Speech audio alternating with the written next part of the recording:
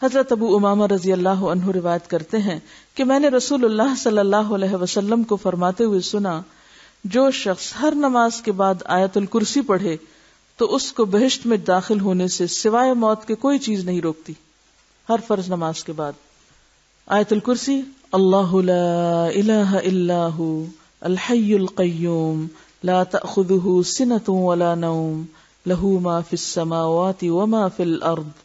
من ذا الذی یشفع عندہ الا بإذنہ یعلم ما بین ایدیہم وما خلفہم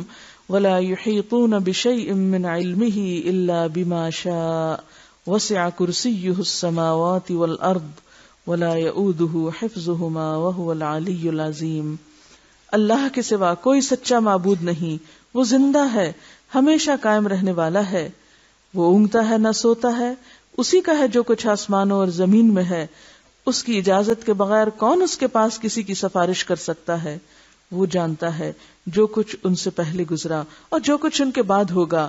اور لوگ اس کے علم میں سے کسی چیز کا احاطہ نہیں کر سکتے، یعنی معلوم نہیں کر سکتے، مگر جتنا وہ چاہتا ہے اتنا علم جسے چاہتا ہے دے دیتا ہے. اس کی کرسی نے آسمانوں اور زمین کو گھیر رکھا ہے اور ان دونوں کی حفاظت اس کو تھکاتی نہیں، وہ بلند و بالا بڑی عظمتوں والا ہے.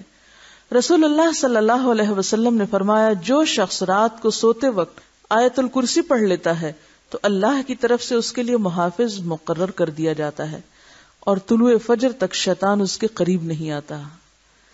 اللہم اصلح لی دینی الذی جعلتہ لی عصمتا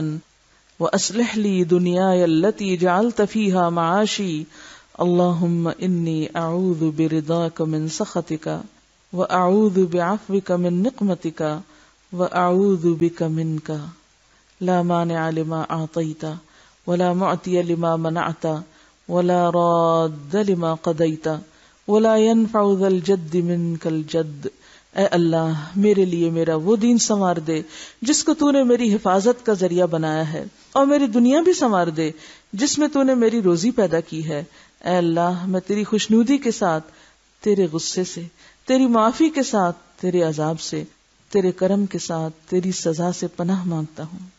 جو چیز تو عطا کرے اسے کوئی روکنے والا نہیں ہے، اور جو چیز تو روکے اسے کوئی عطا کرنے والا نہیں. تیرے فیصلے کا کوئی ٹالنے والا نہیں، اور کسی دولت مند کو اس کی دولت تیرے عذاب سے نہیں بچا سکتی. ایک اور دعا ہے، رب اعنی ولا تعن علی وانصرنی ولا تنصر علی وامکر لی ولا تمکر علی واہدنی ویسر الہدی لی وانصرنی علی من بغى علی رب اجعلنی شاکرا لک ذاکرا لک راہبا لک مطواعا لک مخبتا الیک اواہا منیبا رب تقبل توبتی واغسل حوبتی واجب دعوتی وثبت حجتی وسدد لسانی واہد قلبی واسلل سخیمۃ صدری.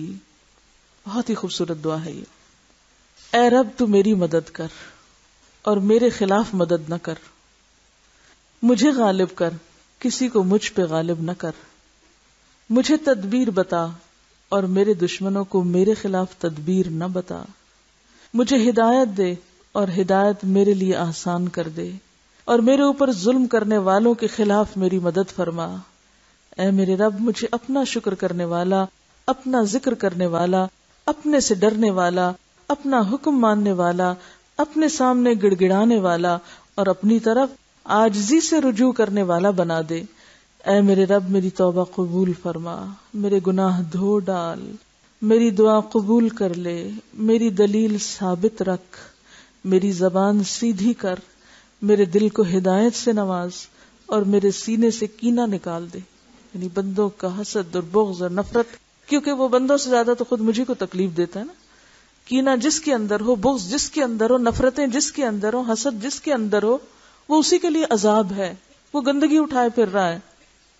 تو جس کے پاس گندگی ہو اسمیل کس کو آئے گی؟ اس کی اٹھانے والے کو تو سب سے پہلے آئے گی نا. تو لوگوں سے نفرت لوگوں سے زیادہ خود مجھے کو نقصان دیتی. اس لیے اپنے فائدے اور اپنی بھلائی میں ہے